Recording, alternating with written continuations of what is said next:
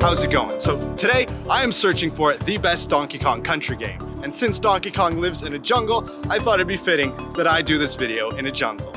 Or, well, closest thing I got here is this forest, but hopefully that works. And I mean, it is winter, so pretty well all the greenery is gone from the trees and all you're left is wood and like leaves on the ground. And at that point, it kind of ruins the jungle atmosphere and doesn't even remotely resemble a jungle at that point.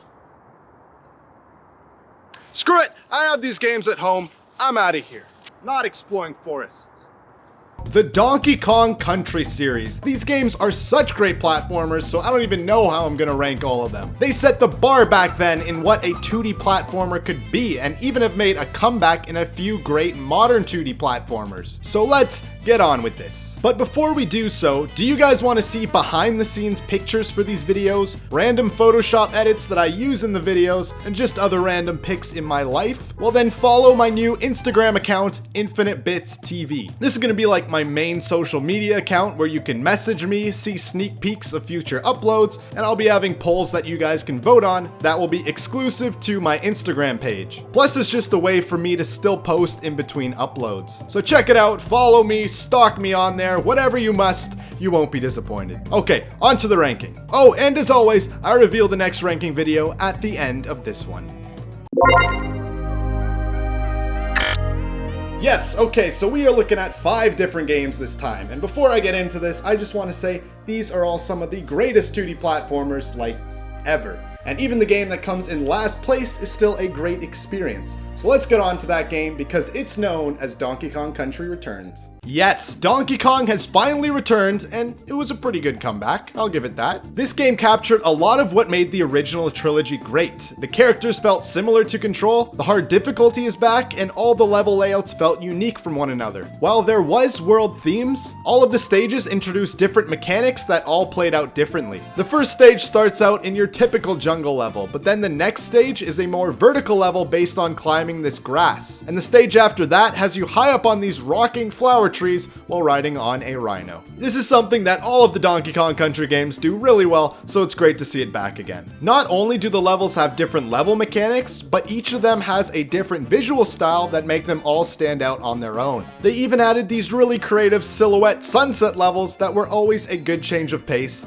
and just easy on the eyes. And they hid so many secrets in this game too. It felt like there were a lot of these puzzle pieces scattered in every nook and cranny of these levels, and finding all of them could just be a challenge in and of itself. However, while this game is great, there are a few things that keep it last on the ranking. Firstly, geez, are the motion controls ever bad? They feel so tacked on and really add nothing to the game. They just make it annoying at times. Also, the enemies in the game are just uninteresting. Like, if you didn't want to bring back the Kremlin crew, then that's fine, but you really went ahead and chose the lamest substitute for them, didn't you? Yes, the Tiki guys, or as they're better known, the planks of wood. But okay, all that aside, the big thing is just how this game lacks an identity and just retreads on what all the other games started. Most of the level themes were all from the original SNES games, and most of the music are just covers from the original game. This just causes parts of this game to be forgettable at times. Still though, all that being said, this is a great introduction to the Donkey Kong Country series.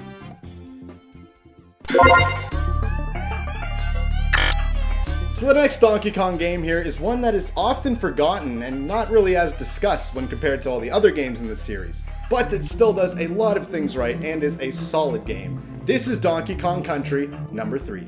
Dixie Kong's Double Trouble. Now this one is a solid game, but it's just kind of the least impressive of the original 3. It went for a more stylistic look this time with more cartoony characters and levels. While I appreciate them trying to make the game feel different, I do prefer the more, well, quote-unquote, realistic styles of the other two. This choice did allow them to make interesting and even more crazier enemy designs for some of the crocodiles though, so it was cool to see some of those. One thing I like about some of the levels in this game is how they made the level with both underwater and above water sections that you can switch between. Sure, they touched on this idea before, but in this game it really gave the same level 2 different perspectives and almost 2 different layers of it to explore. Look, you can see this gorgeous environment from the perspective of a fish. Plus there were even routes that could be hidden using underwater areas, so that was all good. Also, the level of detail in some of these areas is crazy considering it's on the SNES. A lot of the backdrops in the levels had so much going on, and the sprites were super detailed. Look how good this coral looked in the water levels of the game. Honestly, this game didn't really do anything bad to be in the bottom half of the list. The other games just took this platforming concept to even greater levels. Sure, the music and level design were slightly not as good as the other games, but they were still fun as their own thing. And I mean, yeah, okay, the characters that you play in this game aren't the best. Kiddy Kong, in particular, let's be honest. And it's really not a big deal, but, you know, when I'm playing a game, I want to be someone cool. Not this, toddler-looking buddy. But overall, Donkey Kong Country 3 is a great journey.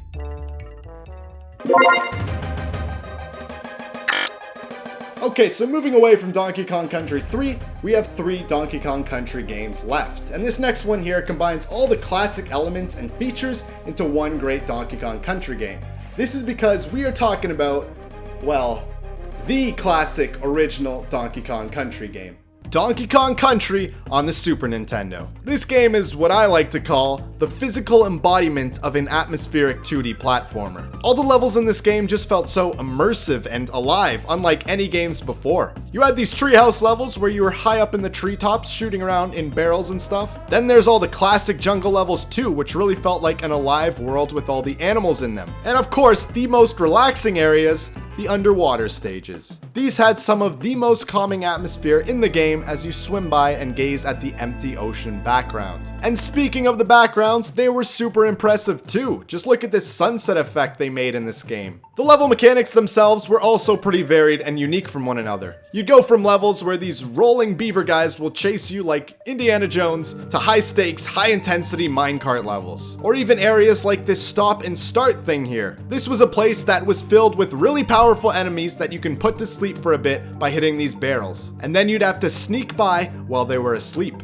Each level in this game was a unique adventure. And out of all the Donkey Kong Country games, I'd say this one's probably the most grounded experience. I can appreciate how the developers tried to make a more realistic game with all the limitations back on the SNES. Well, as realistic of an experience that you could get with a game about a gorilla whose bananas were stolen. But all the environments were believable areas that you can actually picture on a jungle island. Nothing was too surreal or obtuse. What all this does is just immerse you more into this game world, making it feel like, well, not just a game world. And this was really hard to do at the time when other SNES games were just trying to be games, similar to an arcade experience. But Donkey Kong was different and really tried to suck players into their world, and I'd say it was successful in doing so.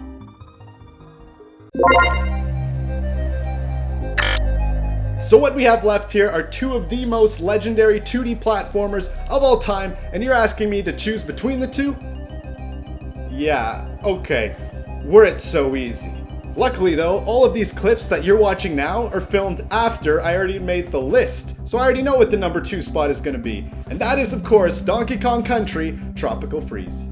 As far as modern 2D platformers go, whatever that means, this has to be my favorite one. The level design and just amount of detail in these levels is like no other game. Everything that is placed here serves a purpose. Plus, well, this is just the best looking Donkey Kong Country game easily. This time the game was broken up into 6 different islands, and the levels in each of the islands each told a story about the area and species that lived there. In one island there was this polar bear that ran a fruit harvesting factory so that he could make popsicles for himself. Or in another island there were a bunch of owls that live in the mountain in their cozy little owl homes. Really makes the world and the levels feel connected between each other. Also, the set pieces in this game were ramped up like never before. There's this minecart level where a giant saw blade is chasing you while launching bits of wood that turn into obstacles in which you must avoid. There's this gorgeous sunset level in the African savanna, or I guess the Donkey Kong Savannah in this case, where you're climbing across these giant wooden animal things. This segment literally feels like you're on one big Lion King Disney ride. And there's even a part where you're being launched inside of a tornado where you have to platform on chunks of land that are being blown around along with yourself. Don't know why you'd voluntarily want to be launched into there, but that's besides the point. Plus, I think the new Kongs, being Dixie and Cranky, were a big improvement from Returns, who just had Diddy. Dixie gave the player a lot of air control, and Cranky could be used by advanced players to keep your momentum in a level, which was really satisfying to perform. Also, the water levels were brought back in this iteration, and this is probably the best that the water areas have ever felt in this series. These water stages were often complemented with gorgeous visuals in the background that gave these parts a very distinct feel from the rest of the game. Also, the underwater controls were way better this time. You had much more control over your direction and speed of the character, and could turn on a dime. Plus, each of the other Kongs gave you unique abilities underwater, which made movement even more enjoyable. When the water island is one of the game's many highlights, that's saying something.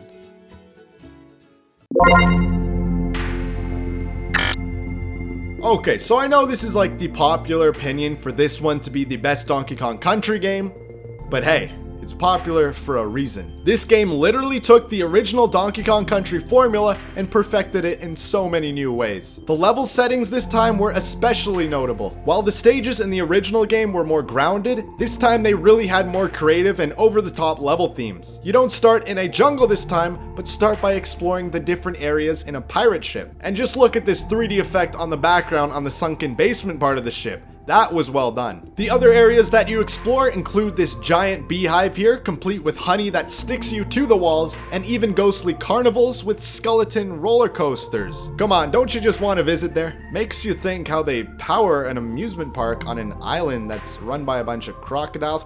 Maybe best not to ask these questions. Plus, the level mechanics were so varied from one another. They threw a lot of ideas on the table here. There were roller coaster races, bramble barrel mazes, vertical crystal mine shaft levels, and balloon levels where you rode on these hot air streams in the middle of a volcano. There are so many different creative levels here that I don't even have time to name them all. And your new animal buddies were all awesome and enhanced a lot of the areas in the levels. The best was this spider dude that could just make platforms and shoot enemies with his spider web.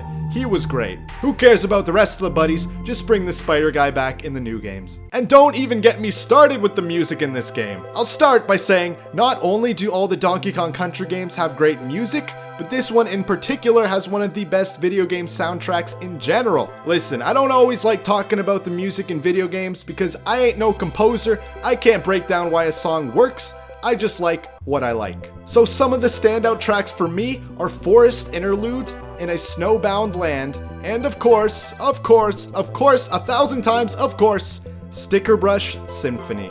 Some of the greats, and some of the most calming tracks in video games. This game perfected so many things in a 2D platformer.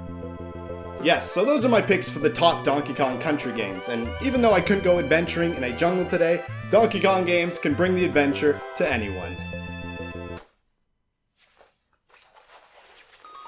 What? There's a scroll in my pocket. I swear I've never seen this thing before in my life.